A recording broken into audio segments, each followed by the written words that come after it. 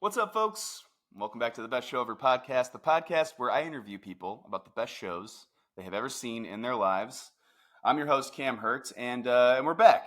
The podcast went on a little bit of a hiatus, a couple-month hiatus there, for a multitude of reasons. Obviously, we've moved. We're in a new space now, as you can see. If you've listened to an episode before, you're unfamiliar with the space. This is the new studio, a.k.a. my new apartment as well. And so had to take a little bit of a hiatus. I think that any good jam band thing should take a hiatus every once in a while. It's only been good. It's only been a good thing to take a hiatus. And so we took a quick 2-month break. And now we are back better than ever with 2 excellent episodes. And the one that you're listening to right now is one that I have been waiting to have for a long time here. Benjy Eisen, who is a New York Times bestseller through co-writing a book with Bill Kreutzmann about his life. Benjy wrote for Rolling Stone and Esquire and Relics and is currently managing Bill Kreutzmann and Holly Bowling and Reed Mathis.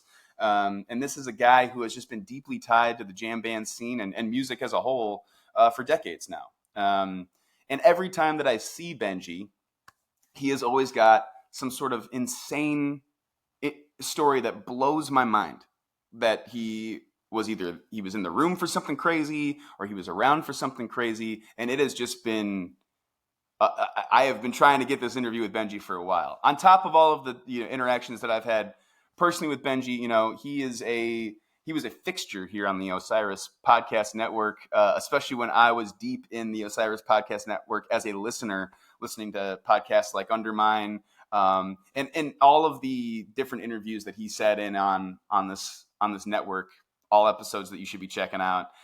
He has just been a well of Phish knowledge, and listening to him and Tom Marshall talk about Phish in the 90s was a huge part of my fandom while that podcast was rolling out. It's also a huge reason why I lost some desk jobs that I had in Chicago at the time because I wasn't paying attention. But I'm so happy to have Benjy on this episode. He is just the coolest guy, the nicest dude, and he's got great stories. And so we are about to hear some of those. The other episode that's out right now is with my 2 buddies, Maddie Schroeder and Andrew Sachs. Andrew Sachs, poster artist in the scene here in the jam band scene. Maddie Schroeder, his partner, also incredible yoga teacher, incredible cool deadhead, part of this scene. And those 2 guys, over the last 9 months, have been attempting a sober living style. They've been going to shows sober. They've been living their day-to-day lives sober. And we're talking no weed. We're talking no coffee. They are really trying to live a chemical-free lifestyle and see how that works within their lifestyle and for them.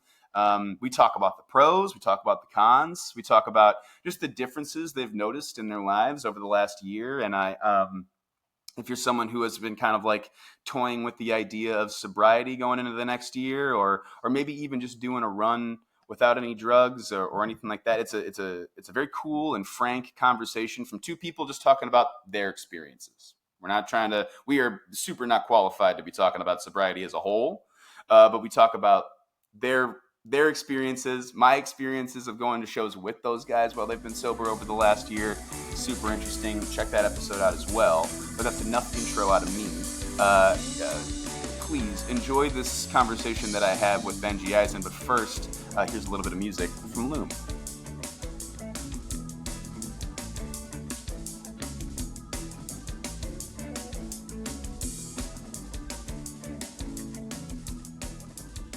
Where is Golden Road Festival? Well, so this was the 3rd year. The first year it was on this incredible ranch in Arizona. The second year it was in like Central California, I think, like near Yosemite.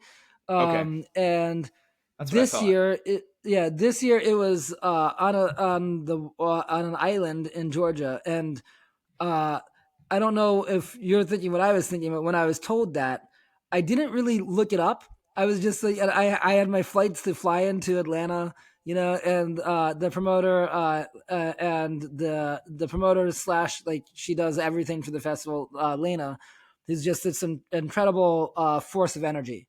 And she just literally willed this event, this really high-end event that brings top talent to a really small audience where you get a lot of access and you get an immersive experience and you're in a really tight community.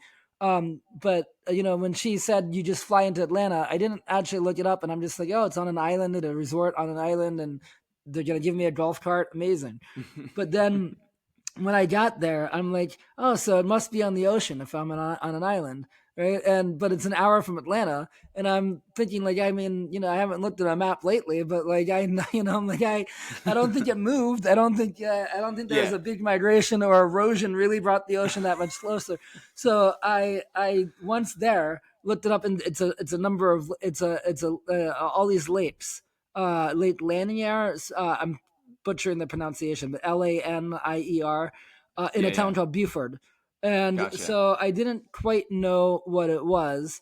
And Aaron Magner from the Disco Biscuits, who was there to do Deadtronica, he and I we've at this point now we have a long history of when we're somewhere for a show that we're working or he's playing, and oftentimes I've had him in things that I've worked on, and also we're just buddies, and so sometimes we will try to get on a hike or we'll try to do something that's some activity, and we talked about renting a pontoon boat at Golden Road. I'm so glad we didn't, because we found out that the lake uh, was man-made when they flooded a neighborhood that all the old rich white dudes didn't really want to be Got around. it.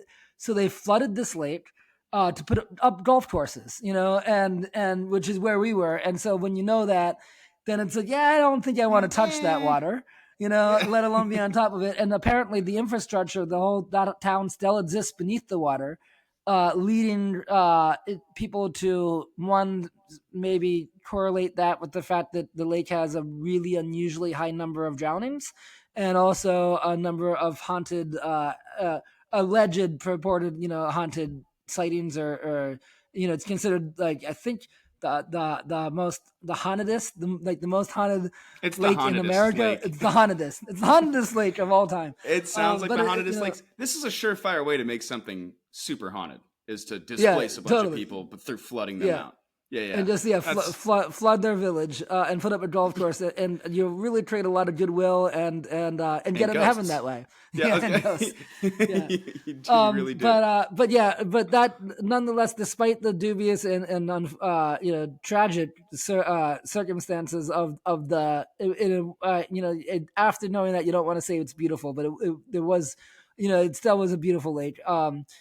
And again, knowing that history, it's not, there's it is it's there.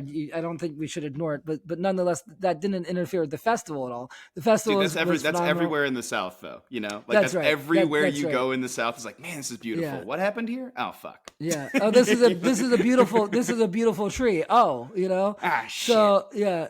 Yeah. So, but that being said, I mean, the festival itself was like all the Golden Roads was, and this was probably the best one of the Hell three. yeah. It was just, it was really, really cool. I was there because I had Reed Mathis, who I manage, was there Yeah. to play a set of experimental guitar set by himself. And where he had actually had Nikki Glaspie join in for a little bit. Cool. And she told me later on that as she was watching him play, she like was drunkenly walking out and stopped and turned around and was like, "Man, I love that guy." Yeah. So there's that. Don was there, and I interviewed him in front of the audience, and some of that's going to be, I believe David Gans is going to take some of that interview and put it on the Grateful Dead Sirius XM channel in the coming week or two. So that was there, and yeah, it was a fun time. It's amazing. Yeah, I mean, Don Was, the quintessential rock documentary interview that you must have in every rock and roll. He's got ties to everything. He's got Beach Boys ties. He's got Bob ties. He's Rolling work Stones. Rolling He Stones. was an MTV. They had a hit video on MTV with Walt the Dinosaur. In fact, I didn't really even give him an introduction because I had an hour with him, and I'm like, if I'm gonna give him an introduction, it's gonna go over the hour, like before I even Yeah, give him the first question. Just introducing. I mean, he's the president of Blue Note Records. You just know, listing his credits. Yeah, is the first 20 yeah. minutes. Yeah, yeah.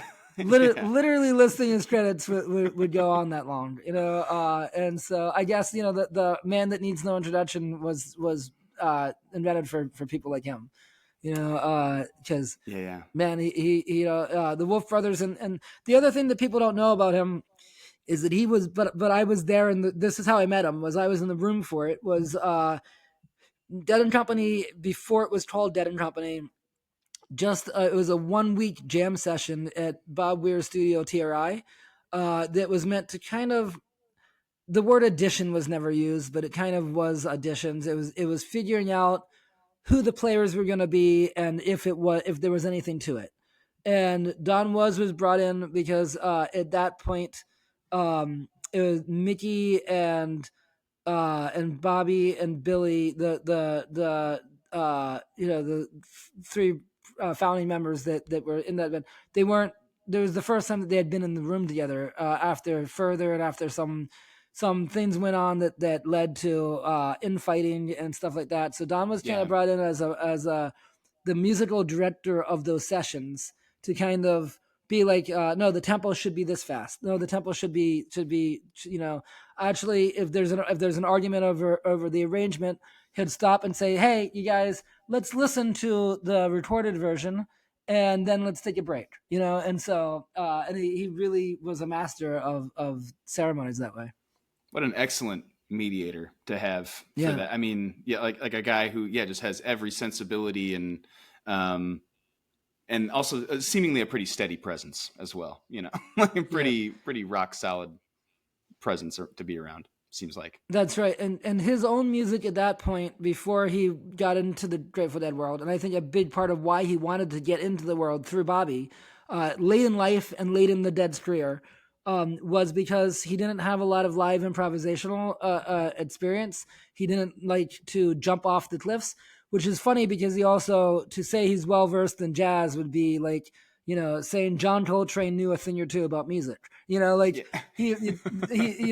Don's president of a jazz record label. He knows a lot about it, but in terms of his performing, he was in a band called Was Not Was, which was a pop band with grooves, and he's a groove guy. He'll tell you to this day he's a groove guy, but to get up on stage in a trio with Jay Lane, who's one of the best drummers on the planet, in my opinion, and Bob Weir, and take this great American songbook, which is the Grateful Dead, catalog, and for them to start playing music and not know what song that it is that they're going to be playing, but just start, and then Bobby comes in, and then it come like even for Don Was, a person of his age and of his stature and who's had the experience that he had, that's a learning experience for him, and that was really cool to see. Super cool to see. Yeah, that had to just be also incredible to be around. And you talked a little bit about Reed. Man, I am such a Reed Mathis guy, just personally, but I'm sure he's such a great hang if you're getting to manage him. I mean, he's so funny every time I'm around him. He cracks me up, but he is just such a joyful player. It's got to be great to be around him, and like I was saying, he's a great hang as well. He's a great hang. He's become one of my best friends, and in that process, working with him and managing him is a joy. And we both bring this passion to it, and I believe in him as an artist. I believe in his artistic vision, and I am so lucky in that he also believes in I don't have a musical vision because I'm not a musician, but he calls me an artist, and he says that he'll say, you're jamming with me, because I'll come up with a creative angle to something or put together something, and he lets me be creative with it, and we see eye to eye on it. We share the vision, and we both have an ownership of it, and what he's doing on guitar, first on bass and now on guitar, is just he's singular. Nobody else is. There's a reason why all these his biggest fans, his number one fans, are all people that I am the fan of, like Mike Gordon, right. and Bill Kreutzmann, all these people that the Brad Barr, all these musicians that just look up to him and that are like, oh man, like anything he wants, and they just love him as a fan, and I think that speaks volumes. He really is on what he does on his instrument is just I mean, he has a brilliant mind. He has a brilliant mind musically, and as you said, he's also take the instrument away. He's a really like when you watch him play, you can see the joy that he's having. You can see Yeah. that like it doesn't matter if he's at a small club playing Grateful Dead covers or if he's with a member of the Grateful Dead playing Red Rocks with Billy Strings. You know, he just has this immediate joy to him that is so genuine and real because everything else he does in life is so that he can get on stage and play that. You know, like Yeah. and but when he's off stage and we're hanging out, he also he's not one of my best friends by accident. Like he and I, he has a sense of humor, and he's a lot of fun to just shoot the shit with, to philosophize with, to even talk about gloom and doom about how AI is going to take over the world, to what is jazz, which is a loaded question that he would probably spend 2 years of his life making. He would, if you ask him what is jazz, he might say, you know what, I was thinking about it, and I'm going to make over the next 2 years a 10-part podcast. you know, Yeah, just to answer that question for you. just Yeah, I mean, he did that with Bob Dylan in the podcast, "The Gifts of Improvising." That if you haven't heard, he yeah. has he has incredible musicians on it, like Jay Lane, Hmm. but and like Joe Russo and Tom Hamilton, and I'll just name all of J Rad while I'm at it. Why not? Right. Yeah. But he's got a lot. Aaron Magner, he's got a lot of incredible. Holly Bowling, who I also manage, and who Man, also is a singular incredible artist. just And unreal. unreal. That's also one of those artists that you watch them play, and it just, it's all the reasons why, why music means so much to me. I'm reminded of when I watch her play, and Yeah, all like that. It's she rocked my whole day at High Sierra. I didn't mean to cut you off. I mean, yeah, she was like the 2 o'clock or 3 o'clock set. She like ruined my whole afternoon because I was crying during it, and yeah. I had headache the rest of the day because I was crying so hard at the Holly Bowling set. Yeah, Yeah, she does stuff on piano that like and a piano's supposed to be like the one man or one person symphony, right? But yeah, she takes that concept and really, I mean, I think Trey once said that when he was writing these songs, that he imagined a big band for it. Like he wrote it for four people, but to emulate a big band. But then Holly takes that and reverses it and puts it on the piano, and and it's a joy to watch, and also in addition to the joyful element of it, there's other emotions too. Like you said, you were crying. Like it brings out all of that. Like I saw her at SF Jazz, and that moved me to tears. She yeah, has this thing where in it, we can talk about, we haven't gotten into it, but like how music can be more than entertainment. It can also be medicine, and it can be healing. We did touch a little bit upon how musical experiences can very much be like going to church, and very yeah. spiritual experiences. And Holly brings that to all of her all of her performances. Yeah, I mean, those are two. Reed and Holly are both musicians that just you feel exactly what they're putting into the music. I mean, we've chatted about Reed before, that he, even in the decisions that he makes improvising, if he's got someone else on stage with him, or even if it's just him, like you said, he is almost like cracking himself up a little bit, or cracking his player up with him. With just the decisions that he's making, and that's all just through his voice. Like you can't learn that kind of stuff. Like you said, about his guitar playing, he's got such a voice with that. I mean, extra true about him on bass. And then same thing with Holly. Like she just pulls that sort of emotion out of you. You have no choice. Like that's the Yeah. emotion that is being conveyed. You know. I mean, one of my favorite things that I saw when Reed was playing was we did this thing called Bone Diggers, which is a Paul Simon the joke monitor that I came up with it for it was, it's the J Rad of Paul Simon. But Oh, because then yeah. you get the concept. It's Paul Simon's catalog, but they jam it out in their own way. Yeah. Right. And Jennifer Hartswick, and at the time James Casey, rest in peace, Yeah. were sometimes a part of that project. And we did the first Golden Road, actually, to bring this all around. At the first Golden Road, I was on the side of the stage and watched something that nobody else was able to see, and it was Jennifer Hartswick leaning into Reed to almost whisper to him, on stage. She was, man, I love playing music with you. you know, and Yeah. and just to see like that genuine change, and then fast forward to when, to bring it back to Holly too, when at SF Jazz that night that almost brought me to tears, or that did bring me to tears. Reed was in the audience. He was like a row or two behind me, and he still talks about that show, as Yeah. moving him, and how incredible it was, and what an experience, what a moving emotional experience it was for him as a fan in the audience, Yeah. So Well, I mean, and that we are hopefully going to tap into a little bit of that in this episode here. We've talked a little bit about your professional life, but it really stems from your life as a fan, and that's what we're going to get into on this episode. Your fandom career in music. yeah, I'm a super fan. Yeah. I'm such a fan that I took up all my time and I couldn't do anything else with my life. Yeah. So, Right. And Yeah. I still feel like, with work, I very rarely, and I work hard and long hours, and I very rarely ever feel like it's work. There's been Yeah. a few times when I've been dealing with people that aren't great to deal with, and I'm reminded of, oh, this must be why my friends complain of when they come home from work, or on the Yeah. weekends or whatever, why they complain. And it's also why it can be 1 o'clock in the morning on a Saturday night, and I get a text from Reed, and I'm just like, oh my God, yes, this idea is great. Let me look into it right now.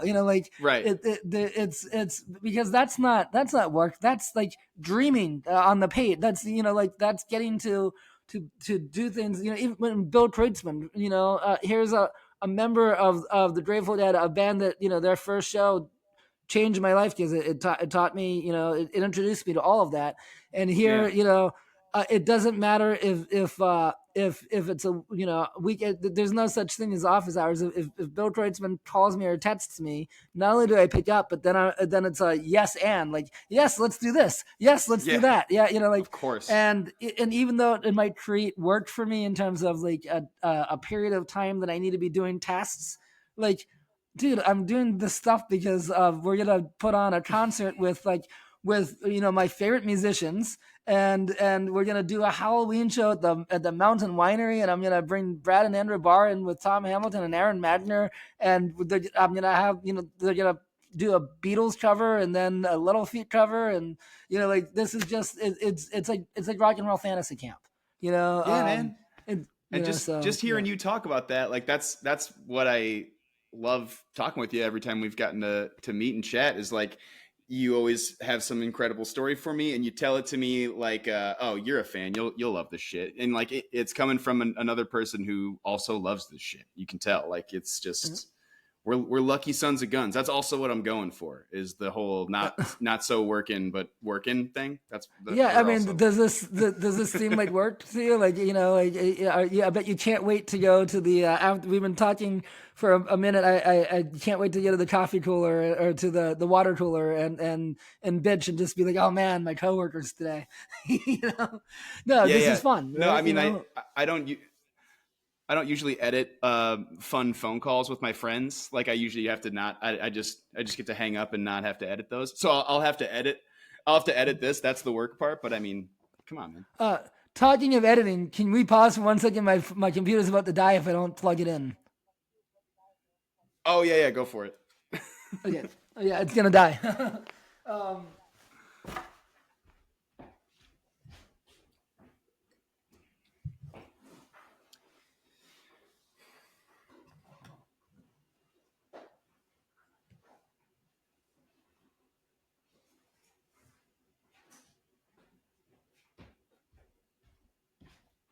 Yeah, I was unprepared on that level because I wasn't sure that.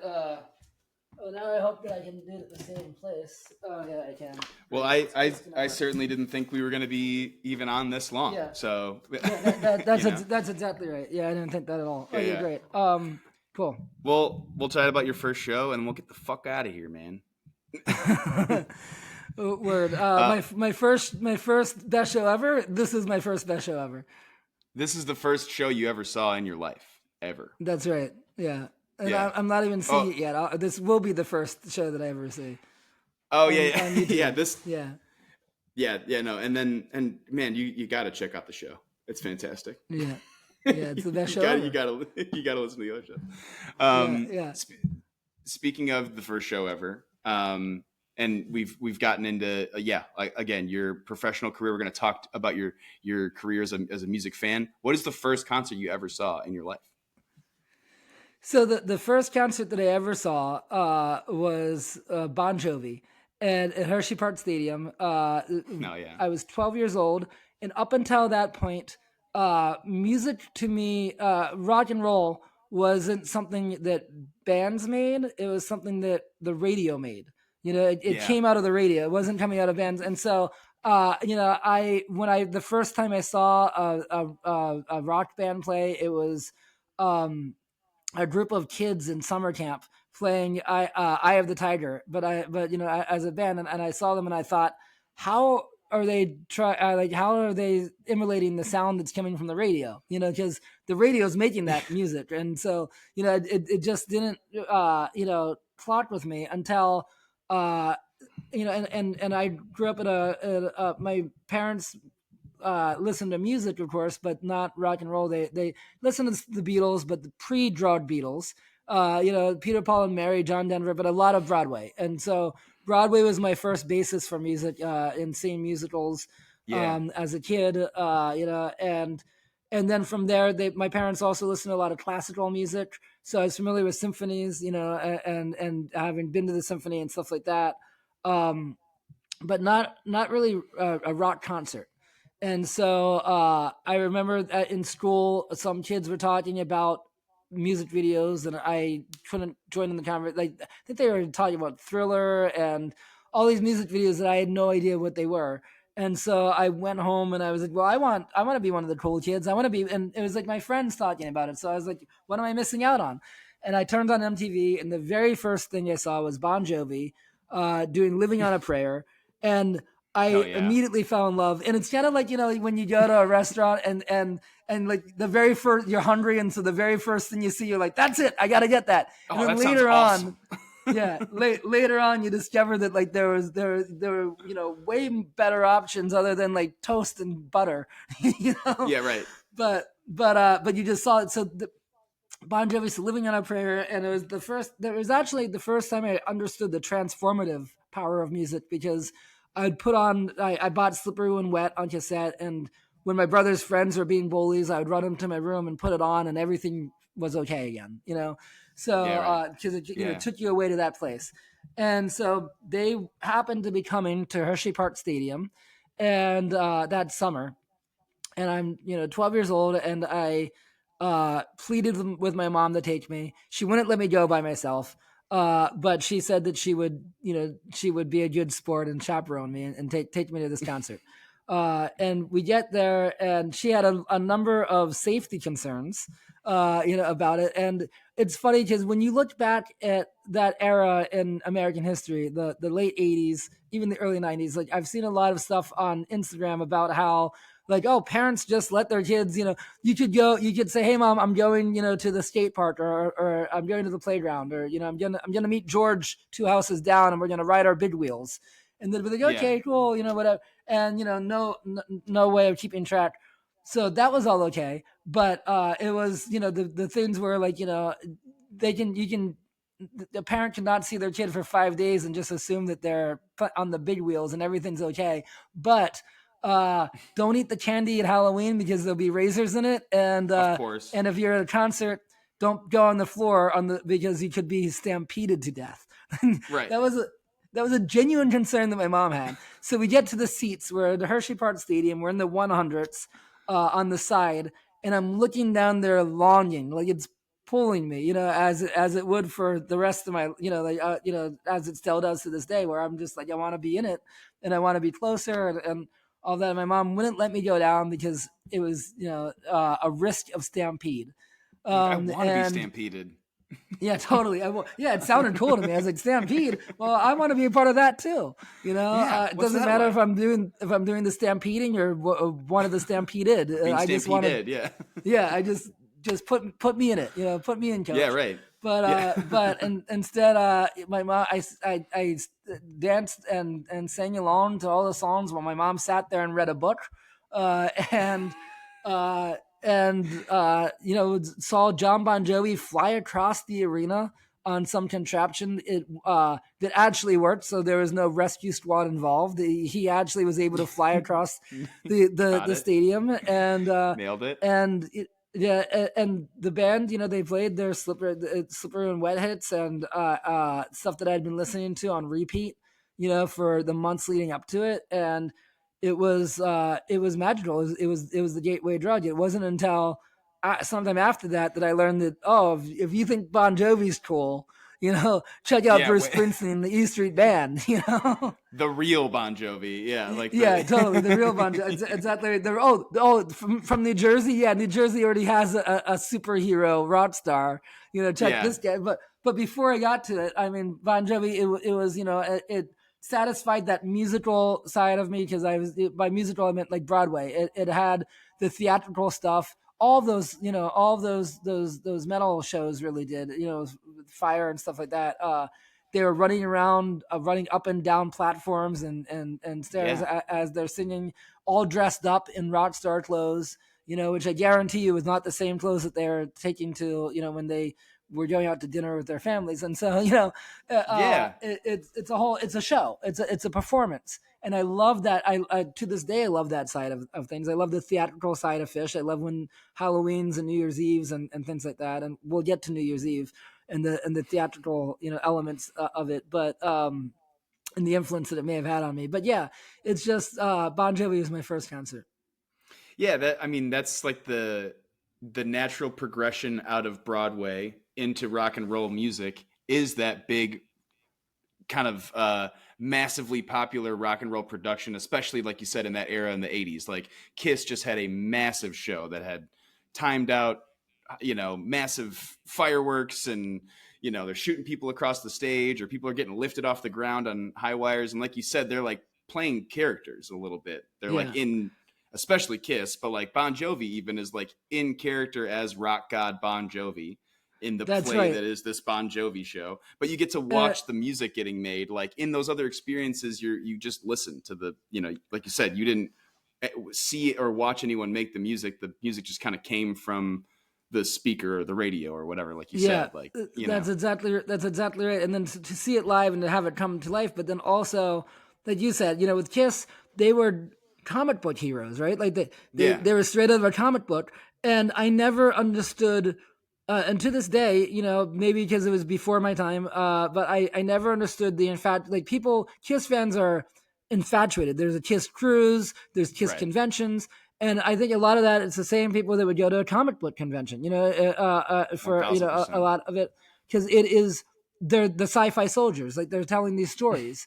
They're that's larger than life though, and Bon Jovi, it's hard to explain it now because now I think there's been some it's easy, he's an easy target for to laugh at, Sure. but in the 80s, to a 12-year-old kid, he was larger than life, and Right. all of his, now when you see him and you see clips of him later, it's a lot of posturing and a lot of, it's almost to a ludicrous degree that he assumes this role of rock star, but he really could sell it to a 12-year-old, and I was absolutely buying it, Yeah. and it showed me, it's smoke and mirrors, but I mean, a lot of rock and roll is that, and especially, especially with metal, it's a performance, and if you buy into it, then it can be the greatest show on the planet. And that night, for my 12-year-old self, it absolutely was. I went home that night being like, this is the greatest thing ever.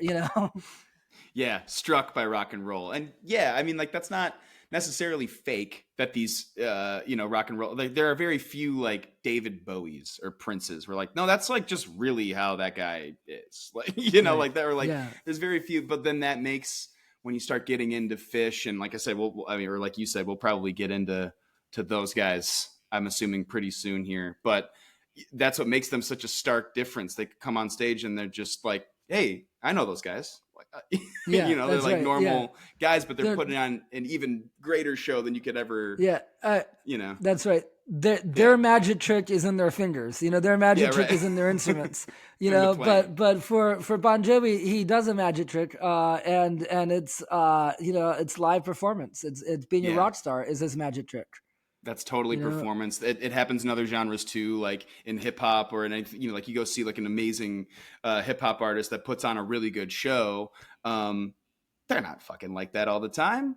They're that's putting on right. their show. They're performing their music for you, and so yeah, Yeah, that's why you can kind of see the difference in wow, and see the wires sometimes in some of these shows, yeah. literally or not literally. You see the wires. I mean, when I was 12 and seeing him fly across the stadium, I knew he wasn't flying. You could see the wires. It was right there. You thought he But was flying. yeah, I probably did. I probably did. Yeah, yeah. That's right. I mean, Yeah. I definitely thought that Ozzy Osbourne was larger than life. I remember before ever seeing Bon Jovi live, I heard kids at summer camp, like the counselors around the bonfire, talk about how at the Philadelphia Spectrum, Ozzy would pass around a bucket and everyone would spit in it and he'd drink it. Whether or not that's true or not, I still don't know. He'd bit the head off bats. And in my mind, there was no concert. In my mind, what they were talking about was this guy named Ozzy Osbourne would go into this arena and pass, no band behind them, no concert, just, hey, everyone, pass around a bucket and I'll drink it. Now I'll bite the head off a bat. Now I'll snort a line of ants. He's just doing weird rock and roll seance shit with Yeah, spit but and larger stuff. than life. Yeah, Yeah, yeah, but not larger than playing life. actually any music. That's Yeah. right. Yeah, that's right. We talked about how we were going to get into your worst show that you've ever seen. Do Okay, you have a worst so concert experience? I do. There's I would say worst musically, which something like maybe Dead and Company first night of of Golden Gate Park. No, but I mean that's a great experience. So I take that back because Dead and Company is about experience, and it's like Yes. I hope at some point for Phish, one of them eventually, they can't go on forever, just like the Grateful Dead couldn't go on forever. Yep.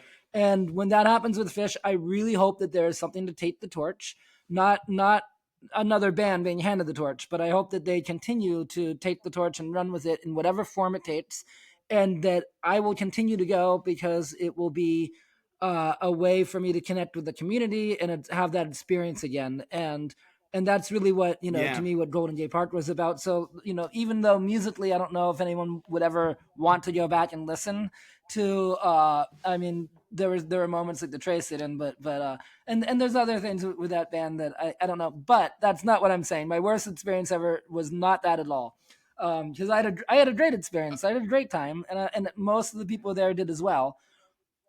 And I But when think I was a that's like kid, that's what's known about Dead and Company. Like people know that it's for going to see the Dead experience in a big field with a bunch of Deadheads. Go to a shakedown with your family, like yeah, that.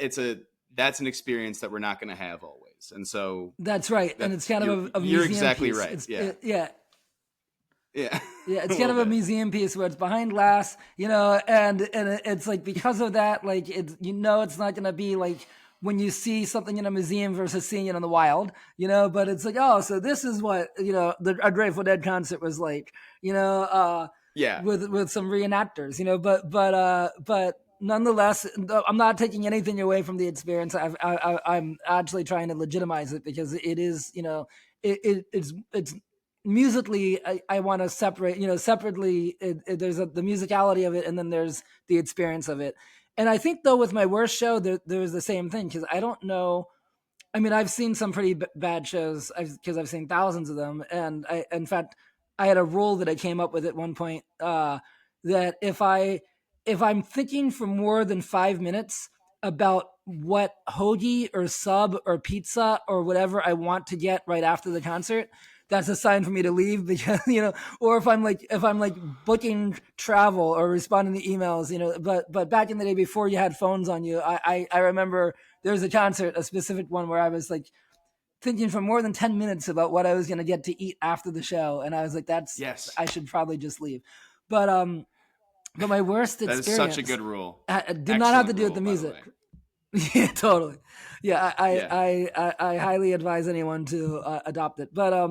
but there was yeah, well, I think my worst show was I was it was early 90s. I was a kid. It was the third time I ever took acid. And it was Lollapalooza at Great Woods, Mm, outside of Boston. And I I didn't really go with my friends. I went like I was in a summer program, and I basically like somehow or other escaped for the night, and I because it was at Boston University, so it was easy. I mean, it was easy to do, but it was like a summer program there. I like got to I get to Great Woods. I take a hit of acid. I lost the friends that I came with, right. and and so then I as you know, I'm trying to think of who the shows who was playing. It was Pearl Jam was the opening band because they just had a hit with Alive, but they were brand new, brand new. So So I this mean, is like there's a little 92. bit of a buzz. Yeah, 92. So Wow. Yeah, yeah. there's a little bit of a buzz because of that, because they had just hit, but they were still the opening band, and it was still. I remember the venue was largely empty when they went on stage. And Crazy. then and then Ice T with Body Count, a band called Lush that I really Yep. loved, and Ministry, uh, the Jim Rose Circus Sideshow, a band called Sharkbait, which to this day I like. I should. I'm sure that I can find on YouTube, but last time I looked was maybe 10 years ago, and I couldn't. They're not. They weren't on Spotify. There's another band called Sharkbait, but they were this industrial band in the vein of the KMFDM or something like that. Um, Hmm. and then Ministry, and then Red Hot Chili Peppers. And by the time Ministry came on, the acid had become, it started taking hold, and a very strange. And like I said, this is probably my third or fourth time ever doing it. I'm by myself, and the sky turned dark in the middle of the day, and uh, but then I realized it wasn't from clouds; it was from dirt. And what was happening was people on the lawn, which is where I was, were grabbing giant clods of dirt from the ground, ripping it up. And like we're talking clods of dirt that like are lumps clods, like big lumps, of clod, and throwing them in the air. And as I'm realizing what's happening, I look up and I see fires, like more than one fires on the lawn. And I'm thinking, well, I took acid, so it's probably that, right? Like, this can't be real. And I think maybe I was prepping myself for the 2025 political environment because I couldn't tell what was real and what wasn't. Right. Right. And, All of a couldn't sudden, believe my own stuff started feeling eyes. like AI. Yeah.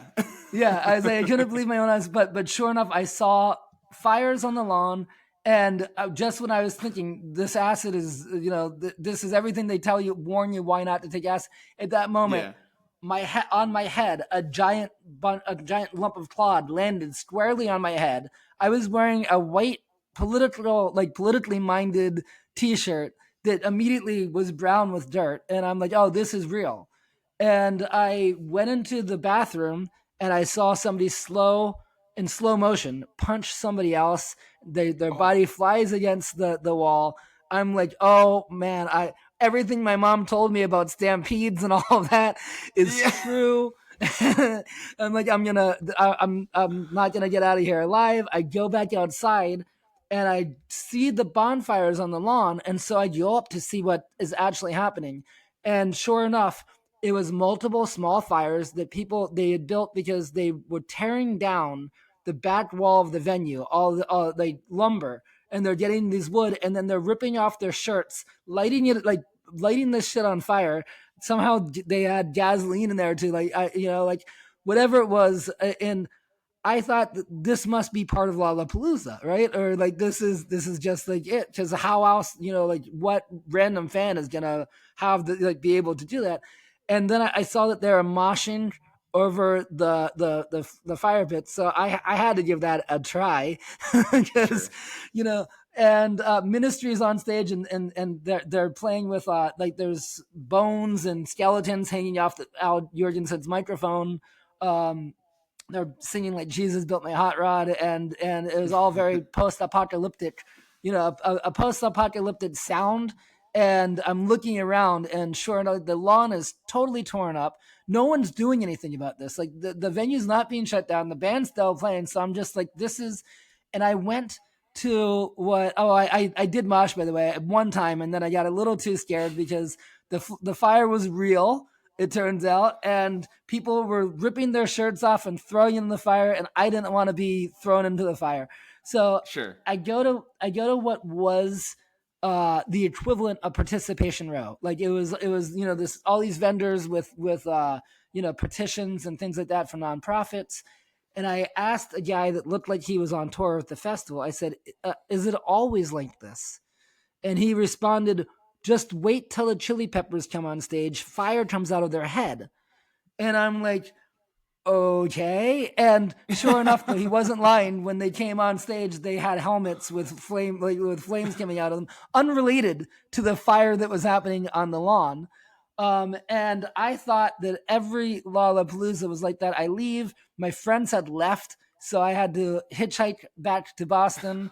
And then I had and then on top of that, I had a crazy night, which we could talk about, on its own story, because the summer program, if you go back after 11 p.m., you get in trouble because they take your ID.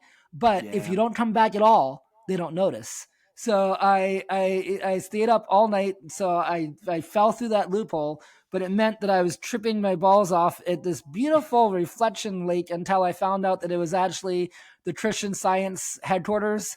and I am, so that was a whole adventure. But nonetheless, I thought that was what it was always like. And now if you Google Lollapalooza, Great Woods 1992, you'll see that like it wasn't in my mind. It was real, but it was a one-time only thing there and that night. What is the deal with the 90s festival and the small fires everywhere thing going on? There's like, Woodstock 99, like, there's like bonfires that happen at these Phish festivals that become famous and stuff. Or like, why are people, what is the Lord of the Flies mentality in the 90s going on? Well, that people have to build fires everywhere. It was teenagers, and now those teenagers are probably running our government. So that tells you why we're at where we're at. That's it was those kind of what I was getting at. Yeah. Yeah, it was like 15, people 15, 16 years old back then. So now all of a sudden, let's make them the director of war. Right. Yeah, exactly. And yeah, that guy seems chill, and that guy seems like they should be running the country. Yeah, it's like, when did Apocalypse Now come out? He definitely set some fires. He definitely was the one in the parking lot of Rage Against the Machine causing a little trouble. I feel like Pete Hegseth has constantly got Woodstock 99 pulled up on his laptop, just kind of getting him psyched up for whatever stupid speech he's about to give. Looking back in it, like that was his favorite concert ever. That was easily his best show ever. We're never going to have him on because we already know the answer. Yeah. and a myriad of other things. And so in telling that story, and it's the first time I revisited in my mind since, for years, maybe even though it was like the worst show ever, because I did think I was in hell, it might have been the best show ever. Yeah. Worst show, best show. I mean, musically, I don't even, doesn't even play into the equation here. It was like an experience that I thought I was in hell, but looking back on, like, I'm glad I had that experience. Yeah, that does. I mean, literally, if you're walking around being like, "What's up with the fires?" and then you ask someone who's working for the festival, "What's up with the fires?" and they're like, "Dude, there's like way more fire to come." By the way, totally. Yeah, that's hell. That's what hell's like. That's probably what hell's. Right. Oh, dude, it's just more fire. It's more fire. Yeah, this is perfectly normal. Perfectly normal. Yeah, dude, you bought the ticket. Yeah. Well, after that, I'm sure you had you've seen so many incredible shows through your fandom, through then becoming a professional within this industry, and you've had thousands, I'm sure at this point, of very, very cool concerts that would be. We can't pack them all in the hour. But are there a couple honorable mention shows that you'd be remiss if you didn't bring up that maybe aren't the best one, but they're right up there? Well, I mean, I think with recency bias, I just saw Big Thief at Hollywood Bowl, and that blew me away. I don't know that it lands on my best ever in a or even a year from now. I'll be talking about it, but it's just a month later, and I thought it was really just incredible. But I saw the two more that are recent, as I saw Bruce Springsteen in April of 2023 and a year earlier, and both of those. Uh, Bruce Springsteen and the E Street Band on their latest tour was some of the best rock and roll shows. It was both of them. Yeah, They were two of the greatest rock and roll concerts I've ever seen, hands down. man. It was like going to church. You know, Yeah, and then Ryan Adams. I saw Ryan Adams play. It's with an R, not a B. Uh, and Pre and post cancellation, I saw him play in 2011 at the Henry Miller Library in Big Sur. And it was with like set up like a wedding reception almost, with the chairs like that, and only maybe 200 people. And you could hear a pin drop. And I thought that was incredible. And then I saw him more yeah, recently at the Guild, and I thought he's still incredible. Um, I'm sure, again, they haven't been canceled, but they've been doing something this week. Pre drama 1.0 Disco Biscuits. yes, of course. I'm positive that I saw. I mean, I've seen the Disco Biscuits hundreds of times. I don't count with them like I've done with Phish, but I've seen them hundreds of times. And 1.0 with Sam Altman still on drums, Yeah, were it was some of the best music I've ever seen. And there were a few of those concerts, Flapjacks, the Haymaker. I mean, some of these shows that are considered their biggest, most iconic shows. I right. probably was at most of them, and they still probably rank up there. As if I was to go, I don't often go back and listen, but if I was, I don't go back and listen to Phish like often. I listen to Phish that's on my mind and or whatever tour is happening and or just happened, Right. But going back, Same. there's so many, and so with the Disco Biscuits, it's hard for me to go back and listen. But there's 1998 before they even discovered their new sound, and then 1999 Disco Biscuits. That whole year has just so many incredible shows, and at the same time, a band called The Slip, which is now the Bar Yeah. Brothers, but or morphed into the Bar Brothers. But they had both of those bands gave me some of the greatest nights of music that I've ever seen. Yeah, and that era of Disco Biscuits is so. I mean, like that's the Disco Biscuits that I listen to. Not that the current era or like when they find their sound, Disco Biscuits isn't my thing, but that initial sound, that 98, 99 kind of transfer of sound and everything seems like that's what I just talked about with Andy Gadiel too. Like just the how close you got to be to the band and how cool the community of people was at that time, and like how those shows are just massively iconic no matter how many diss tracks they drop in a week or whatever's going on right now. That's right. Or when Eminem when robot Eminem gets in on it. But I was at a show with Andy that I think I don't know what shows he talked about, but there was a show that he and I went together to that definitely ranks up there as one of my greatest concert experiences of all time, and musically as well. And that was New Year's Eve when they played the Hot Air Balloon, and I had tickets to go see Phish, and I had seen them at MSG the previous 3 nights. And the morning of, with my a really close friend of mine, Carla, she and I made a very difficult decision to sell our Phish tickets for New Year's Eve for that show that night while we were right outside the venue to get into a car with Andy to go to Philadelphia to see to this diner called the Silk City Diner to see the band play debut the Hot Air Balloon rock opera. And I remember thinking, this was on this was the last this was New Year's Eve 1999 or 1998, right? Because it was Yeah, going into 1999. Yeah. And I remember thinking, we're seeing the music of the future.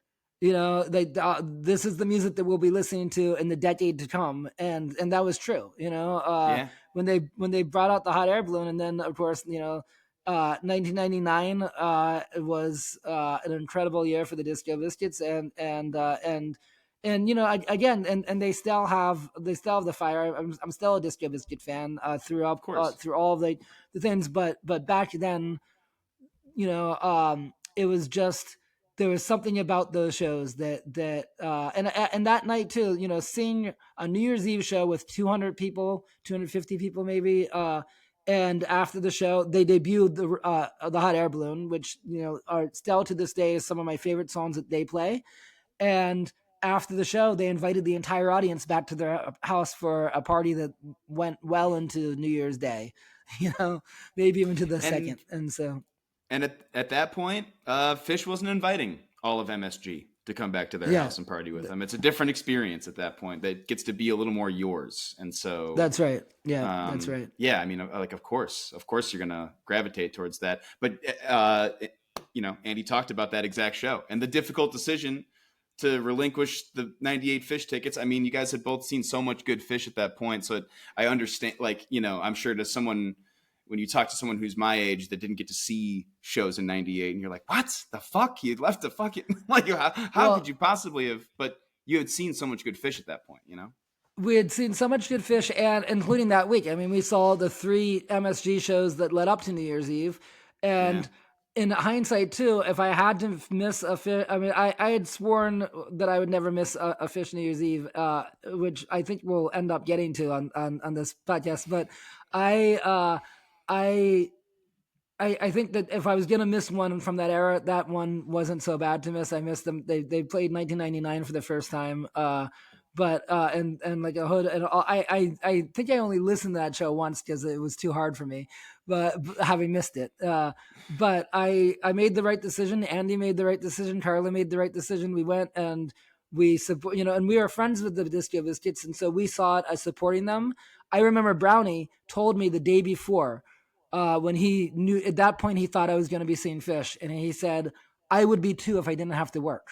But then which is still true of him, by the way. Yeah, still true. In fact, I just was hanging with him in Hampton. Still true. And he's still absolutely a fan. And but I was a fan of his band as well. And so that New Year's Eve show, it's like being there when Phish debuts Gamehenge, and so it was, and seeing the first time that band could play a New Year's Eve show, first time that they had enough fans that they could pull it off. There's something to that made for one of my greatest musical nights. Well, I'm glad you brought them up on this episode. I knew that, like I said, I just talked to Andy about your guys' loyalty and love and tie to that time of the Disco Biscuits. So I'm glad it came up again because those are super iconic shows for a band that was about to, like you said, really push the sound of this scene forward for the first time, and in a way that hasn't really been pushed forward kind of since. Like, we're still trying to figure out like what's kind of next for jam music and who, like you said, who is gonna. We talked about the torch and everything like that, but you also want something that's different and new. And at the time, I'm sure, like, you're just like, this is so linked to this thing that I love, or like this kind of sound or style of playing that I love. But it's so fucking different. Like, it's so unbelievably fresh, It's so fresh, so different. And I one of these shows from early on in 1999 was called Flapjacks, and it was literally they played in the bar of a pancake house.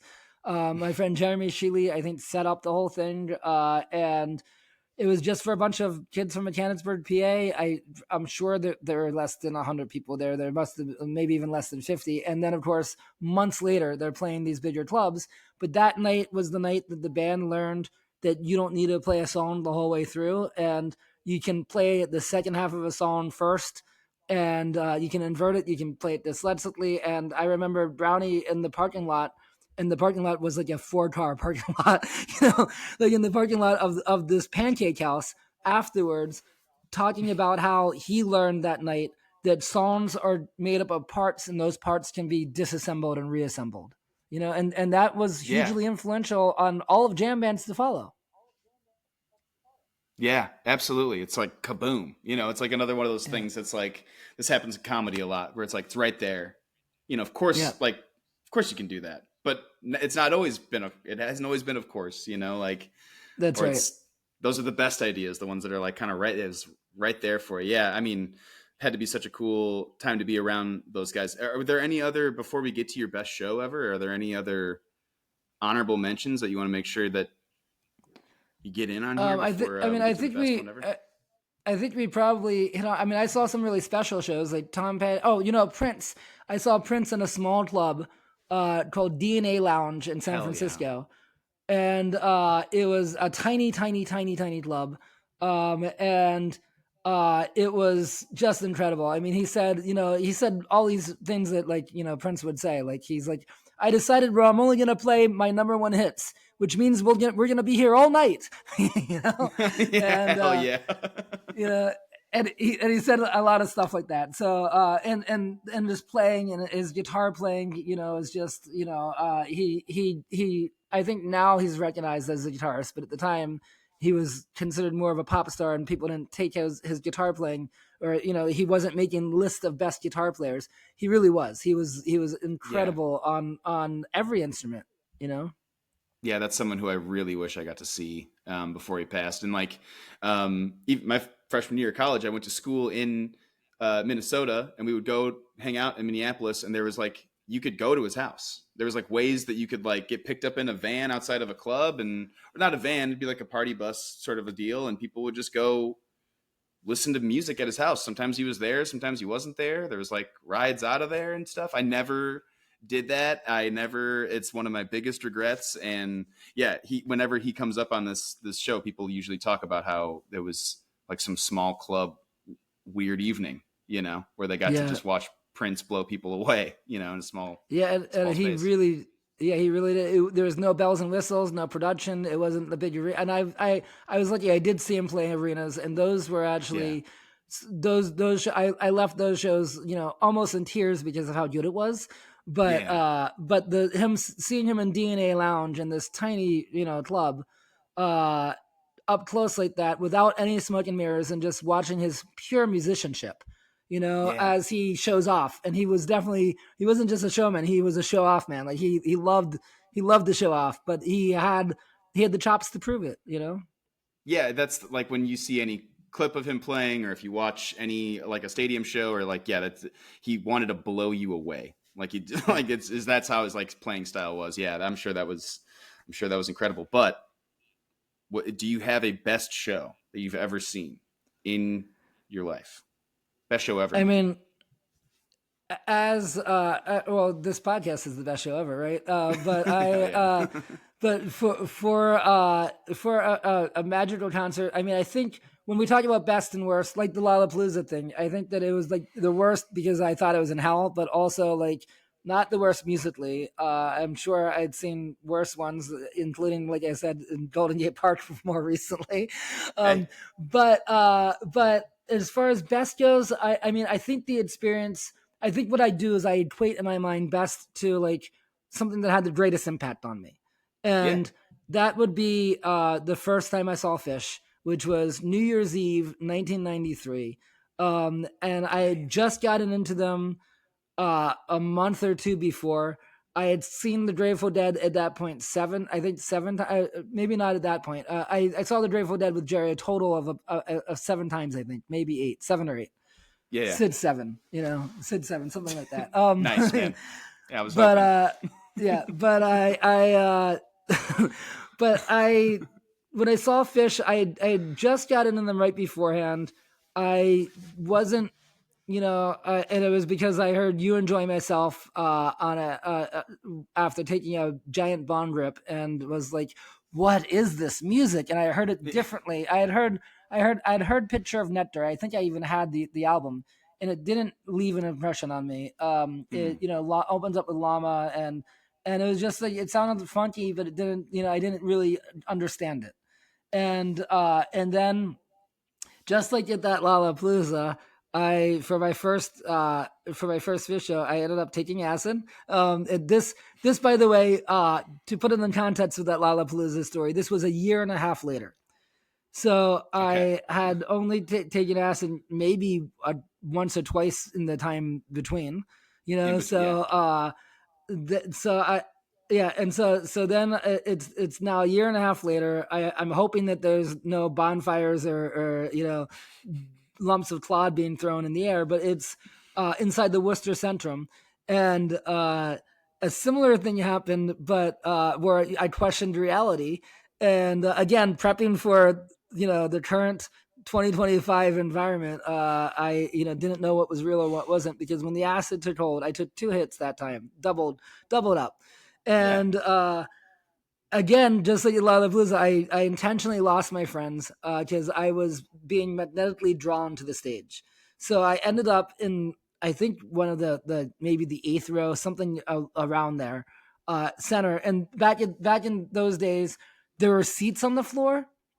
They were reserved, and they were all, the floor had those rows of arena seating, the fold Right. up seats. And Yeah. somehow or other, I ended up in like the eighth, the sixth or sixth, 7 row, somewhere in the front 10 rows. We'll say sixth, seven, somewhere in the front Yeah. 10 rows, and and it's miraculously no one came to claim their seat. Like, that's how it worked back in those days. Everything was reserved, but yet wherever you ended up seemed to be the perfect place. So Right.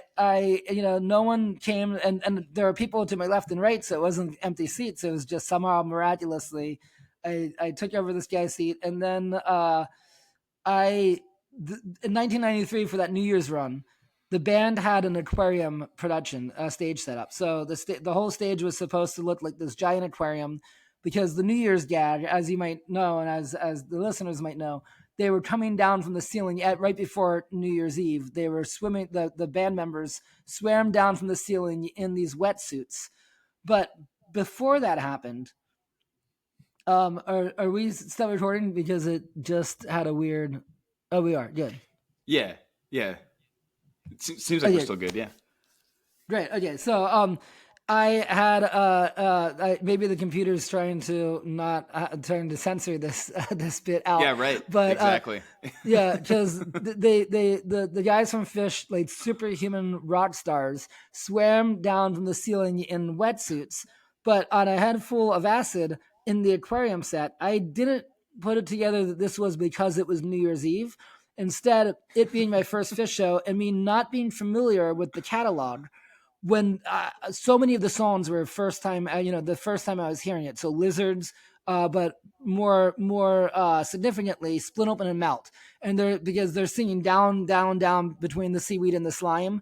So they're singing about being underwater, and they are playing it on, what's supposed to represent being underwater in an aquarium.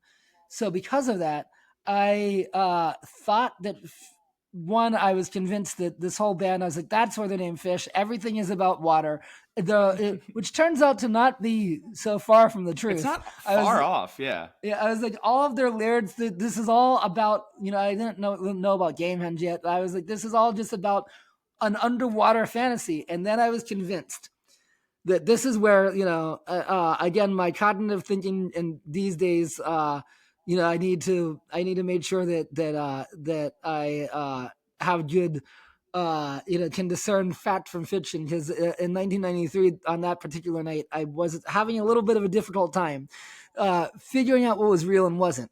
So the aquarium was real, the set was real. They really did come down from the ceiling in wetsuit, but and turns out that a lot of their songs really are about water and or being underwater or on the water or near the water, but I thought that they had an effect with them that made it so that the entire audience and the entire arena was underwater. And again, ahead of my time of thinking, because they did that with MSG years later. But at the time, I thought that they were doing it then. And I thought that even though I didn't see any water, and clearly, like we're breathing, but somehow or other, they turned the entire arena into an actual aquarium. And so at the first of the 2 set breaks, when people are talking, and my friends are up in the 100 levels, so I don't know anyone around me, and all I heard, instead of that general murmur you hear of the crowd Yeah. of chatter, to me it sounded like that was all underwater, and it sounded like blah, blah, blah, blah, blah, blah. So I'm like thinking that Phish had this effect, that somehow that they made it so that, like, when people talked, that's how it sounded, and or that we were underwater but we were able to breathe. I didn't quite know what was going on, but Man. I decided in my teenage head that I was gonna be a willful participant, and I was gonna go along with it. So when anybody asked me anything, even if it was a "Can you move?" like as they're trying to get past me, whatever it was, my response was because I'm like, I'm playing along. I'm just playing along. And then when the show ended, my musically, by the way, like before when I said Lollapalooza was the worst, and it wasn't because of the music. This was, up until that moment, that night, that was the greatest music I had ever seen in my entire Yeah. life up to that point. And since then, I've seen better, probably all from Phish, maybe Yeah, from right. some other people, but I, I've seen so many Phish shows that I think probably blow that show away. But at the time, in their career and in my concert going career, it was hands down unlike anything else I had ever seen, unlike anything else I had ever heard. It changed me instantly. It made Bon Jovi seem like a joke, and laughable by comparison. And But it still had the theatrical element that I loved, and it had humor and all that. And yet they also were able to transform us and put us underwater. And so Yeah. as I left, I remember leaving. I remember swimming to the merch booth, like pretending to swim, pretending to and everyone's going one way, and I'm like, I'm against the current, and I'm just like, let me through. As I went to the merch booth to buy a T-shirt to prove that I had been there and to commemorate the night. But I left that night literally a changed person. It Yeah. changed my life in the 4 5 hours that I was inside that arena. When I left, music like music was my favorite thing on the planet going into that show. Right. Leaving that show, I was like, okay, maybe I have to separate it now. Like music is still the greatest thing ever, but there might be something even better than that, and that's called Phish. And I Yeah, was right. like, and they might not be in the same category as music because I mean, they're not in the same category as Richard Marx and Yeah. and Wayne Chung and all these other bands, but even great bands that are truly great. There are other bands that Metallica I think holds up musically. Like they're a great band, but what Phish was doing wasn't that. What they were doing was on such another level and on a head full in the arena, my teenage self, and I was just a freshman in college. It it showed me that music can be so much more than what I thought it could be. And it taught me how to hear music like jazz. It taught me how to listen to jazz, for instance, because beforehand, Yeah. like Yes. how it all worked, I heard not only did music mean something different to me after that night and instantly, but I heard music differently after that. I could listen. It wasn't just about verse, chorus, and then listening for your favorite lyrics to come in, and then maybe there's a guitar. It's like I heard all the instruments in a different way. I heard them interact with each other in a different way, and music became really 4D to me. Like it took on these extra dimensions and had this. I thought that it was transformative before. I thought that if my brother's friends were all making fun of me, I could run into my room and put on Bon Jovi's "Slippery When Wet" and drift away to another land. And that's true. That was that. But Phish was, just so much more. It was everything Yeah. that I loved, everything that that everything that grabbed me about music amplified because it was like, oh my god, these guys are just on another level with it, and they can reach me in a moment that is in that moment. That it wasn't from the album, it wasn't from anything else. They're making it up as we are making it up, and from there, I think I built my young philosophy on it. Like that like you can't get stuck playing yesterday's jam, and that not every jam works, but you have to be in the moment. And what better way of learning that you can't be stuck in the past, you can't be stuck on the future, you have to be in the moment. And that's a direct lesson from watching Phish jam. And Yeah. and the joy, like I was listening to this really I had a lot of teen angst and I was listening to a lot of angry music, and Yeah. Phish made me realize, oh wait, the universe also is unicorns and Yeah. rainbows and glitter and Cadillac rainbows and lots of spaghetti. Yeah. So Yeah, right. Yeah, no, exactly. And Phish is such a teacher of their audience of so many different things. Like they teach people about music just through even at a very basic level, just like the covers that they'll pick, right? Like they'll pick some music that you didn't know about, or you get into Phish and then you start listening and you find out something's a cover and you go look up that band and now you're off in that direction. Or at least that's how it was for me when I was discovering Phish. But they are teachers in so many other ways too, of like when you really get into listening to the band and like you start learning about collaboration. You start learning about like listening and leaving room for people, and you start learning about how to like communicate even just within like your friend group and things like that. And it's a lot to bite off on your first listen.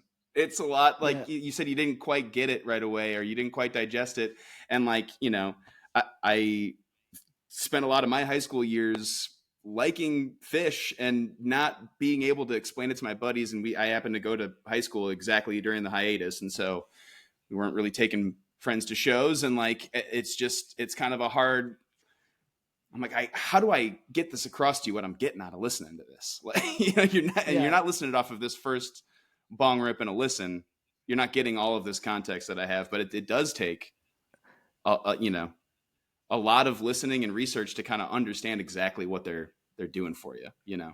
I used to trap my friends in my car in college and make them listen to You Enjoy Myself Through the Vocal Jam, you know, from the beginning to the, we would sit there and we would smoke a joint in the dorm, or maybe take bond rips. And then we would go out to my car. I'd be like, I have to play you this. I don't know why in my car versus any, it has to be like, in a car. Yeah, but we sat there and I made them I was like, just listen, you know, and I got them on board, and then I took them, you know, I after my first Phish show, my next few ones, I would bring new friends with me, friends that I didn't ditch like I did at my first one, and you know, and also to your point about how there's such teachers, it really was at that point. That pivotal night, after that night, I was so into Phish that all I could do was listen to Phish. I couldn't listen to anything else because I was like, why am I listening to even other bands that, you know, then I was trying to get into other bands in the scene like God Street Wine and stuff like that I really liked. But after listening to them for under an hour, I'd be like, okay, cool, that's all been fun. Now I'm going to, and you're building your collection. So now I've heard all that Phish, but at the time I had yet to hear it. So I'm just collecting as many new tapes, and every show that I would get in the mail was a brand new experience. So that whole semester and year and maybe 2 or 3 years, I was listening mostly to Phish. And then because of Trey being like, hey, you know, like, check out Pavement. You know, that's how I got on the Pavement, was Medeski Mud and Wood. Trey said, this is, you know, great music to listen to in your car driving to work. And if everyone listened, like, he said some comment like that about Medeski Mud and Wood. And so that's how I discovered Medeski Martin Wood. And then going back to some jazz, you know, things and all this, the stuff that Phish covers. But I mean, to this day, you know, in fact, the Big Thief at Hollywood Bowl show that was one of my favorite recent shows. What led me to that was Trey posted a story about Adrian Lenter, who is the lead singer and the front woman of that band. And he just said something like, on repeat. And so I went and I heard, you know, the song that he posted, which was called Anything, I think. I went and I heard that song, and it immediately grabbed me. And then I read about her. I was like, oh, she's in Big Thief. Oh, they're coming to Hollywood Bowl. And then I became, you know, legitimately obsessed with them, all because, you know, like, that's what brought me to them. And I mean, Phish has done that time and time again, where they really educate you and they say, listen, you know, you like us, listen. Bitches Brew. I got into Bitches Brew because Trey did Surrender to the Air, those shows where it was free-form jazz. And he said that the album that they made, after they cut it, he listened to Bitches Brew because he didn't want it to be too similar, you know, because that album was like the Holy Grail, and he didn't want to subconsciously be recreating it. And I was like, oh, well, then I better go out and get Bitches Brew, you know? So Trey turned me on to Miles Davis, you know? He's still doing that now. He's why I listen to King Giz. I'm sure a lot of Giz fans would, if they're listening, would hear that and be like, I know. That's why you fucking ruined our whole thing. But now you Phish fans are at our shows and ruining it. But I mean, he endorsed them, and I fucking fell in head over heels for that band, you know? And he's done it with a bunch of other artists, too. All Grace of these Bowers. artists. Yeah, exactly. He still has a great taste in music, and he's still very quick to use his platform. Like he doesn't use his platform for well, I guess now he uses it for sobriety and messages like that, but he doesn't use it for political ends. He uses it to spread more joy by being like, oh, you like us, you should also listen to this or check this out, I mean, and this is something that I think about and talk about all the time. And you were, around for this kind of transition. I mean, do you ever feel like that's maybe a product of like, it seems like these days Trey is very dedicated to leaving whatever this scene is that's going to be behind him better than how he found it. It seems like maybe there's not going to be like Phish, like that you go and follow around in that way, but there's going to be all these awesome options of Billy Strings and Sturgill and Giz and all these other MJ and all these other bands that he's kind of like given his check mark to. And do you feel like maybe at the time when he was pulling Phish up into the national, you know, conversation, that maybe that wasn't always the case? Like maybe Phish wasn't getting championed by people or things like that. yeah, they weren't getting championed by people. It wasn't like Bob Weir never handed Trey a torch. Back in the day, I guess eventually they did when they did the Phil and Friends with that was a huge big deal when Trey and Page joined Phil and Friends at the Warfield. And then, and then after the Phish 1.0 era, when they did Grab Tour with Phil and Friends, stuff like that. Yeah. But in the mid '90s, there was none of that. There was a distancing from the Grateful Dead that Phish was doing very intentionally, Yeah. because they're unfairly being musically compared to them, where there Right. is no musical comparison. There's a thread, but you can't say that they sound like the Grateful Dead. You can say that there's a thread, and also a model, a community and a similar energy, but and an ethos and a lot of similarities, but also a lot of differences. It's a generation Sure. later, and so of course the music is going to reflect, like Trey says in Bittersweet Motel, it reflects the fact that they were also listening to whatever was on the PA as they're walking in their suburban shopping mall, Yeah. like It's listening more to than a Boston. feeling, You know. exactly right. Yeah, yeah. And so there's that distancing, and also then Phish, isolated themselves, I think intentionally, and their music festivals, they were the only band to play Stellar, Yeah. at their festivals, and that was radical. That they were gonna do a weekend festival that was gonna draw a stadium-sized crowd, and no other bands are playing, just Yeah. them. Yeah. And so I think that they were trying to build their own identity. They did that, and they're trying to. I think in a very smart way, they were trying to separate. I'm glad that they separated themselves from the Grateful Dead before they were allowed to acknowledge them and to be like, you know what, we are part of the same continuum. We are, and we are even one larger community. But Yeah. before that, it was, especially before Jerry Garcia died, there was there was a feeling of, with me that went with Phish, there was a feeling of ownership. Almost like what you were saying with the Disco Biscuits before. It was the Grateful Dead were before my time. When I Sure. saw them, they introduced me to a whole thing. They were a gateway for me, all these things. But I couldn't quite be a Deadhead because I felt like that would be lying. I felt like being a Deadhead would be like trying to adapt to like my friend's parents, like what they were doing, and trying to like try that on for size, or Yeah. something that other people were already at that point calling nostalgia. Like in the '90s, the Grateful Dead were being called nostalgia because they were in stadiums, and it was like, if you want to see what the '60s were like, And I went Yeah. to see Phish, and I was like, when I saw Phish, I was like, this is what the '90s are like. Like This is this is happening what right this, now. yeah, this Yeah. is what this moment is like right now. And Yeah. I had ownership of it, and Phish built that insular identity, and then now they have the luxury of saying, look, we're not in it alone. Here we are with all the people that came before us, and now, like you said, Trey's like, and there's all these people to come after us, and they're all worthy of they all will offer you a different experience. It's not going to be the same as going to see Phish, but it's a great joyous experience that everybody should have. Yeah. And here's artists making stuff in a vein that I really dig, and that's why you Yeah. like Phish, just because of the joy that they have playing music and how much joy comes through. Like as a group, you just don't you've never seen anything like that. There's like very few groups that play with as much joy as Phish does, and so yeah, I mean, I feel the same way, like similarly with Phish and the bands that are coming out now, because Phish has always been a huge gateway into other music for me, and my older brothers and their friends telling me about Phish, I always say it was what made me cool.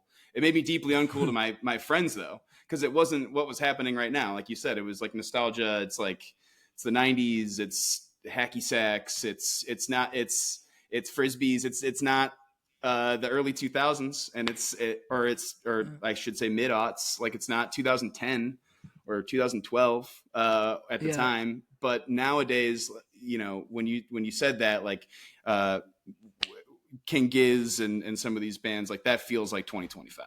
Like that feels like the future in a big way, and it doesn't sound like Phish at all. It's not even close. That's right. You know, not even close. Not even but close. So much joy on stage, so much having fun, and like and weird. so much rowing in the audience. And so much rowing. an unseen amount of rowing. An unseen amount of rowing. That's right. Unprecedented. And you know, I guarantee you that there's some kid out there, like me, walking into the Worcester the Worcester Centrum on New Year's Eve '93. Some kid going to King Giz, taking acid, and seeing the rowing and being like, we're underwater and I'm gonna row too. I'm gonna be on a sailboat. I'm gonna sail over to the rowing over there. Are we gonna be okay? Or I'm gonna canoe. I'm just gonna canoe. It's just me. I'm canoeing. You should probably sit down. Yeah, totally. That's right. And so it goes. The cycle continues. The cycle continues. Everything's fine. The kids are all right. Well, everything's gonna be okay. The kids are right. That's right. Yeah, but there won't be another Phish, and we'll just deal with that when it happens. We won't even talk about it yet. So.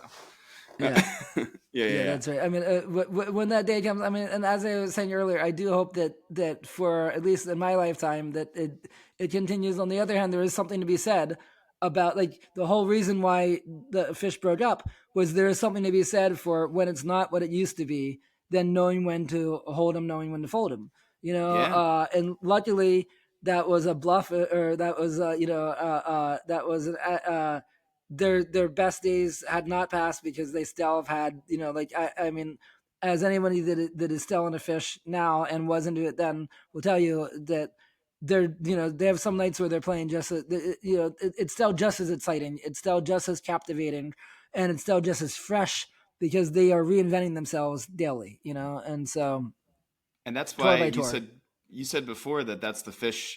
I had a friend reach out to me recently. They're like, hey, can you give me like the best 5, you know, what like hoods or whatever of all time in your mind? I'm just going through a lot, and I want to I'm going through a bunch of them, and I want to you know, get your take on this or whatever. And I am like, man, I haven't listened to like 90s Phish I listen to Phish like an audiobook. Like when there's a new one out, I listen to the new episode, or it's like a Phish. It's like a Phish podcast. It's like a music pod. I'll wait until they've got a new episode out, and then I'll listen to that one.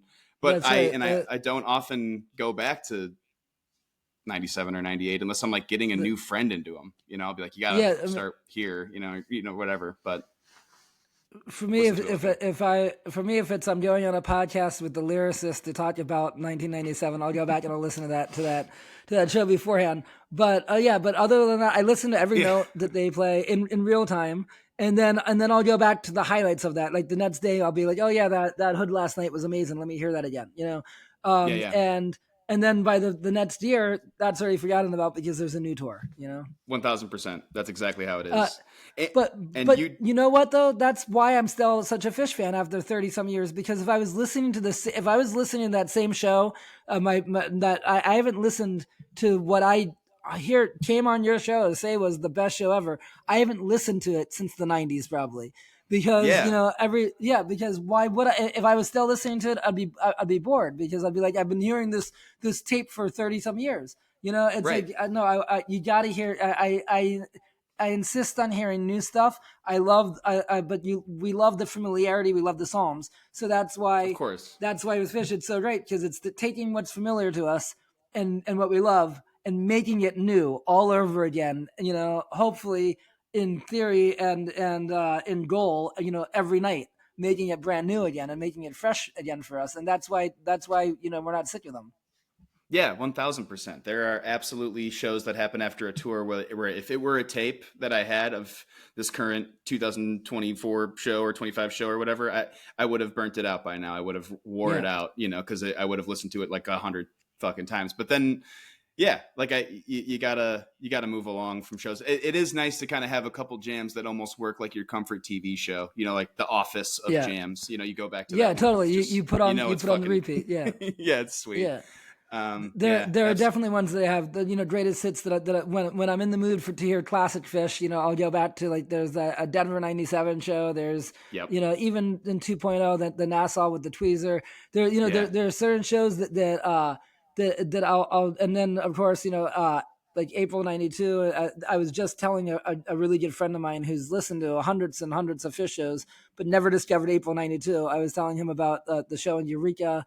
At Redwood Campground or whatever, and which is incredible. It has a tweezer that's straight from the sewer, as Trey says, and and that show's worth listening to, but not you can't listen to that every day because you would get sick of it. And right. I'm listening to what they're playing in the moment and just keeping up with it. And back in the '90s, we didn't have that luxury because we didn't have the catalog available to us. So a lot of people, I was immediately a nut and got as many live shows as I could on cassette. But a lot of people that were more than casual Phish fans, but not as active as I was, had 10 or 11 shows. And so they would keep listening to those and again. And some people, and I remember in my college dorm, had 2 or 3 Phish shows, and that's it. So that's the tape you listen to 100 times. But when you have now their entire catalog at our fingertips, and we can hear any show of Phish that they've ever played that we want to at any moment without any effort, that's when it's like, okay, cool. Why would we want to listen to the same thing again and again? That's boring. Exactly. Let's always listen to something new. Exactly. Yeah. Well, I mean, been really loving what I get to hear out of Phish these days. I feel very lucky that I still get to see shows that are worthwhile. And if you, Benjy, say that they are still worthwhile, then that means that they certainly are. You mentioned you and Tom talking on podcasts, specifically Osiris podcasts on this network. That was a big part of my fandom as well. Like that was a huge part of my deep diving in, was listening to you guys talking about some of these shows or, those stories from those days. Like the modern Phish fan podcasting is a huge part of it. So it's been like truly an honor to chat with you and, recap some of your shows, man. Well, thanks so much. I do hope that, by the way, that there is another season of Undermine. I've been saying that for like 2 or 3 years now. There is another season of Undermine that Tom and I and RJ are going to do when the time is right. But we're on a little bit of a hiatus, but not a breakup. So we'll be back with another season. I'll be going on hiatus whenever that hiatus is over, so that I can listen to Undermine. We'll have you on. We'll have you on as a guest. Yeah. I would be so honored, man. Truly. Yeah. Well, would be honored to have you. So, cool. I mean, I'll speak for myself. I don't know how Tom feels about you. Yeah, I was going to say, but you haven't checked with the big man yet. So. Yeah, totally. Yeah, that's right.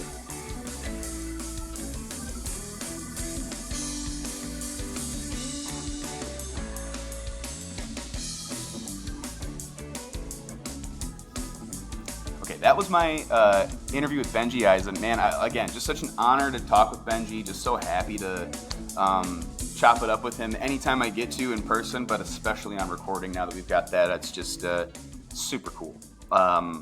Big fan of his. And so thank you for checking out this episode. Please go check out that other episode with Maddie and Sax talking about sobriety. It's a very good one. And also, guys, just with everything that's going on in our country right now, it seems like every time you go on Instagram, I know that's where you guys find my stuff. I know that's maybe where you found clips of this episode was on Instagram, and you found it right in tandem with some of the darkest shit you could possibly be consuming in your day-to-day life and things that are happening in this country, in cities that we all care about. And I know that we talk a lot about, I need to stop watching the news right now, or I need to take a step away from the news right now. And that is important. And it is important for your mental health. And it is important that you set boundaries for yourself in that way. But I want to just say how important it is that we keep our eyes on this kind of stuff, that we keep our eyes on what's happening with ICE raids in Chicago and the deeply, deeply inhumane treatment of people in our country. The deeply inhumane treatment that's happening at some of these ICE detention centers. Keep your eyes on the things that are happening in our White House right now. They want to distract us from all of the evil shit they're pulling off. And it's important that we stay informed. It's important that you make sure that you have your eyes on this stuff, that it doesn't become no big deal. These things that are happening are a huge fucking deal. And it's deeply scary, and it feels helpless. Feels like you can't do anything about it. But things that you can do are, wherever you live, wherever you're listening to this episode from, there's a community organization effort going on where people are getting together, talking about protesting, talking about shutting ICE raids down, talking about just getting information to people, making sure that people are safe, helping out people in underprivileged and underutilized, underserviced communities. It's important to be on these sort of text chains and email chains. And that feels like basically nothing, but that is a huge, huge start in getting information from people who are boots on the ground, helping out with the scary shit that's happening in our country. And I know that sometimes pulling away from it feels like that's better for your brain. But I'm telling you that helping out and being involved and getting your hands a little dirty in this process is something that also really helps out with the mental health of it all. And so get involved in your local communities. Make sure you are voting. I know that we all fall differently on how important that actually is. And I've been that way in my life as well. But we need to show to our country right now the things that we care about. And the things that we care about are making sure that there's not a fucking Gestapo plucking people off the street and then asking questions later and treating them horribly in these detention centers. It's disgusting. It's hard to listen to. If you've listened to my soapboxes this long, I appreciate you. And thank you so much for listening to the episode as well. We'll be back next week with some more episodes. And until next time, folks, have a great show.